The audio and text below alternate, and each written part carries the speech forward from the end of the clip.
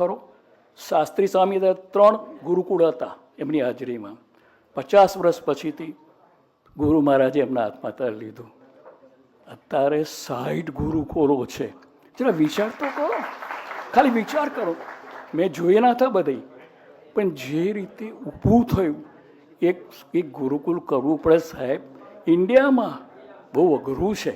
એક સ્કૂલ બાંધો તો ખરા. મારે પોતાનું બહુ એમ એક સ્કૂલ બનાવી છે. અમે અત્યારે આંચકા ખાઈએ છીએ ત્યાં એક સ્કૂલ માટે. આ લોકો 60. અને બીજો વિચાર મને એમ થાય કે સાઉથની અંદર, ગુજરાતનો થાય, સાઉથની અંદર 10 ગુરુકુળ, 18. ઓહો, બીજી ભાષા, આખો દેશ જુદો જ ગણાય. ટેટેટ ખબર ના પડે શું બોલે છે પેલા લોકો. ત્યાં બાંધવું અને ત્યાં પછી એટલી હાઈ ટોપ સ્કૂલ પાછી, ત્યાં ગમે તેવી ચાલે નહીં હો. એ બાજુ હૈદરાબાદમાં ગમે તે સ્કૂલો ન ચાલે. બીજું